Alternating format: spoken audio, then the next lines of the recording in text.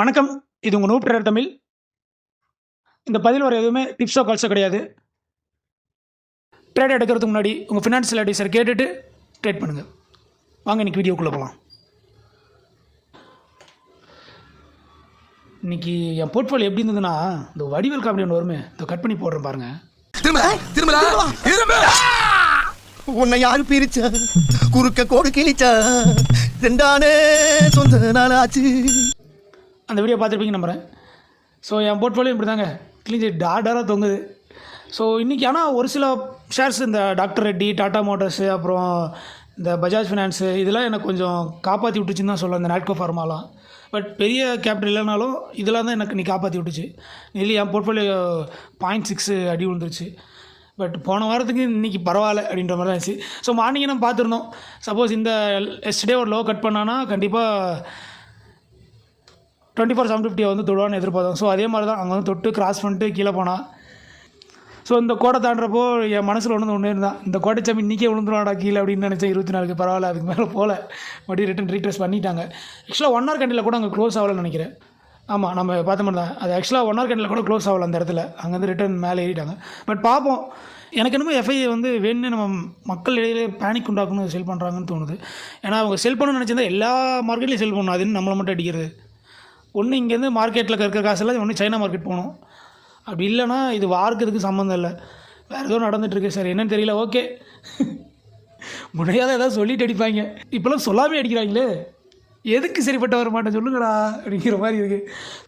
So நிறைய கெட்டது இருக்குது. ஸோ ஃபஸ்ட்டு நல்லது என்னன்றதை பார்த்துருவோம். ஸோ ஃபஸ்ட்டு ஷேர் நியூஸில் பார்த்தீங்கன்னா நாட்கோ ஃபார்மா தான். ஸோ என்னென்னா, அவங்க ஜென்ரிக் பார்த்திங்கன்னா ஆல்ரெடி ஒரு கேஸ் போயிட்டு இருந்தது யூஎஸில். இவங்க வந்து பேட்டன்ட்டை மீறி ட்ரேட் பண்ணிட்டாங்கன்னு சொல்லி.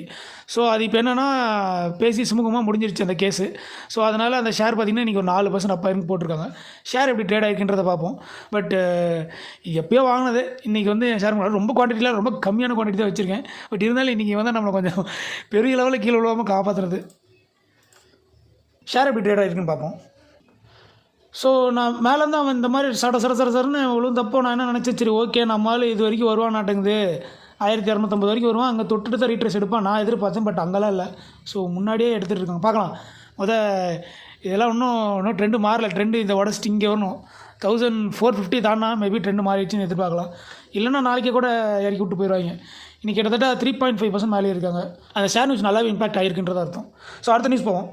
ஸோ அடுத்த நியூஸ் வந்து அதானி குரூப் கிட்ட இருந்தான். இந்த அதானி குரூப் கிட்ட மட்டும் எப்படி தான் இப்படி சர்ப்ளஸாக கேஷ் இருக்கோ தெரியல. கிட்டத்தட்ட இப்போ அடுத்த ஒரு சிமெண்ட் கம்பெனி வாங்குறாங்க, ஹிடல்பர்க்னு. ஆல்ரெடி இவங்களுக்கு ஹிண்டன்பர்க்கும் ஒரு பெரிய பஞ்சாயத்து போயிட்டுருக்கு. அதே பேர் கிட்டத்தட்ட ஹிடல்பர்க்னு. ஸோ அந்த சிமெண்ட் கம்பெனியில் வந்து ஃபுல்லாக வாங்குறாங்க. கிட்டத்தட்ட இதுக்கு வந்து 10,000 கோடி செலவு பண்ண போகிறாங்க. இது இங்கே போட்டுருக்கு பாருங்கள். ஸோ கிட்டத்தட்ட ஒரு 10,000 கோடி இதுக்காக செலவு பண்ண போகிறாங்க. $1.2 பில்லியன். இது ஆக்சுவலாக இது ஒரு 1 or 2 இயர் முன்னாடி, 1 இயர் நினைக்காது முன்னாடியே ஒரு சில JSW இவங்கெல்லாம் இந்த கம்பெனி வாங்குற மாதிரி பேச்சு எழுந்துட்டு இருந்தது. பட் அது என்ன ஆச்சுன்னு தெரியல. நம்ம ஒரு 2 வருஷமாக நானும் பார்த்துட்ருக்கேன். இருக்கிற கண்ணில் போடுற எல்லா சிமெண்ட் கம்பெனி நம்மளால் வாங்கி போட்டுட்ருக்கேன். அந்த கவுண்டமணி கம்பெனியில் வருமே, இந்த தெரு என்ன வேலைடா சொல்லு, அது என்ன வேலைடா, வீடு முழுக்க ஏசி அந்த மாதிரி பார்க்குற சிமெண்ட் கம்பெனியெல்லாம் அதானி தாங்கிற மாதிரி பேசுவோம் போல் ஃபியூச்சரில்.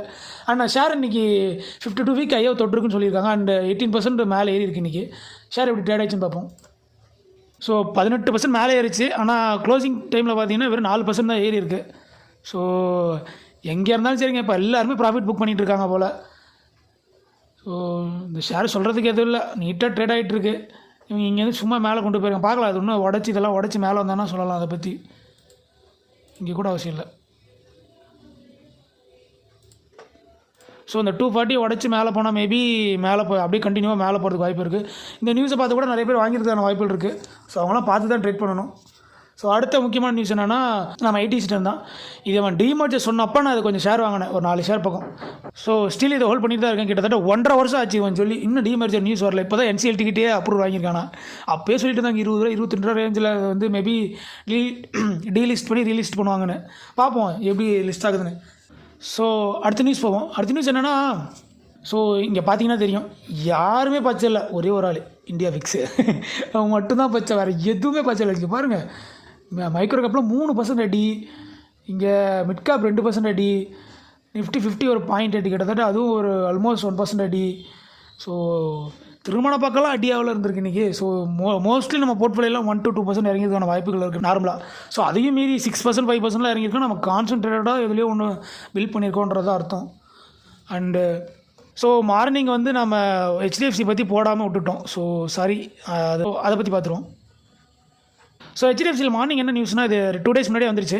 என்னென்னா கியூட்டோட பிஸ்னஸ் அப்டேட் தான் அதுவும்.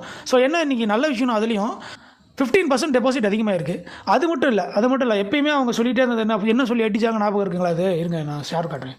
இந்த இடம் உங்களுக்கு தெரியுமா இல்லையா தெரியல, இவ்வளோ தூரம் போயிடுச்சு. இங்கேருந்து அவங்க சொன்னது என்ன தெரியுமா, காசா டெபாசிட்டே இல்லை, அங்கே வந்து ரொம்ப ட்ராபேக்காக இருக்குன்னு சொல்லி அங்கேருந்து அடித்தாங்க. இப்போ திருப்பி மேலே ஆகிட்டாங்க. இப்போ பாப்பமே காசா டெபாசிட் வந்து நல்லா இம்ப்ரூவ் ஆகிருக்கு. கிட்டத்தட்ட 8% அப் ஆயிருக்கு year on year. And quarter 0.2 ஏறி இருக்குது. ஸோ இது ஒரு நல்ல இம்ப்ரூவ்மெண்ட் தான். பட் இதுக்கு பார்த்தீங்கன்னா நீங்கள் மார்க்கெட்டில் ஒன்றும் பெருசாக ரியாக்டில் இன்றைக்கி சேர்ந்து அடிச்சு தான் வச்சுருக்காங்க. ஸோ இவங்களுக்கு விற்கிறதுக்கு ஒரு காரணம் வேணும், அவ்வளோதான். அதை சொல்லி விற்றுட்டு போக வேண்டியதான். ஸோ அந்த மாதிரி தான் போயிட்டுருக்கு. ஏன்னா காசு டெபாசிட் நல்லா தான் பண்ணியிருக்காங்க. இப்போ எப்படி நல்லா இல்லாமல் இருக்கும், இருக்கிறவா கஷ்டப்பட்டு ஆள் தேடி பிடிச்சி கொடுத்த கடனை வேறு பேங்க்குக்கு கொடுத்து, ஐ மீன் மற்ற கம்பெனி கொடுத்துருந்தாங்க டேக் ஓவர் பண்ணிக்கணும்னு சொல்லி விற்றுட்டாங்க கொடுத்த கடனை. ஸோ அதனால் காசா டெபாசிட்டு அதிகமான மாதிரி காமிச்சிருக்காங்க. ஸோ அதனால என்ன தெரில, இன்றைக்கும் ஷேர் பெருசாக பர்ஃபார்ம் ஆகலை. இன்றைக்கும் 2.4% ஐடி வாங்கியிருக்கு ஹெச்டிஎஃப்சி. அண்டு நல்ல ஒரு ரேஞ்சு வந்துட்டுருக்கான் பைக்கு. பார்க்கலாம், ஒரு 1500 1400 அந்த ரேஞ்ச் வந்ததுன்னா பை பண்ணுறதுக்கான ஒரு சான்சஸ் இருக்கும். இப்போது நல்ல ஷேர் தான், நல்ல ரேட்டு தான். பட் இருந்தாலும் இந்த ரேட்டில் கன்சிடர் பண்ணோம்னா யோசிக்கிற வேண்டியதாக தான் இருக்குது. ஆசை யாரை விட்டு கீழே இருந்தால் வாங்கிக்கலாம். ஸோ இந்த சந்தான கம்பெனி மாதிரி எனக்கு கீழே நிறைய மாத்திரை கட்சிருக்கு. அந்த மாதிரி இன்றைக்கி சில ஷேர்ஸ்லாம் நல்ல ஷேர்ஸ் கீழே விழுந்தது. அதில் ஒரு சில ஷேர் பார்ப்போம். ஸோ அதில் முக்கியமான ஷேர் நான் ரொம்ப நாளாக ட்ராக் பண்ணிட்டு இருக்கிறது பிஎஃப்சி தான். ரொம்ப நாளாக இறங்கவே இல்லை. இந்த இறங்கும் ஒரு 400 கிட்ட வருவான்னு நானும் பார்த்துட்டே இருந்தேன். ஸோ ஆல்மோஸ்ட் கிட்ட வந்துட்டாங்க. இப்போது 440 வந்துட்டாங்க. ஹோப் இந்த இன்னும் கொஞ்சம் 2-3 நாள் அடிச்சாங்கன்னா ஒரு 400 கீழே வந்துச்சுன்னா இது கொஞ்சம் வாங்கி போகலான்னு தான் தோணுது. பார்ப்போம் எப்படி அமைதா, இல்லை திருப்பி இங்கே தொட்டுட்டு மேலே ஏறாங்களான்னு. ஆனால் நல்லா சப்போர்ட் ஒரு 385 கிட்டேயும் 430 கிட்டேயும் இருக்குது. பார்க்கலாம் என்ன நடக்குன்றது.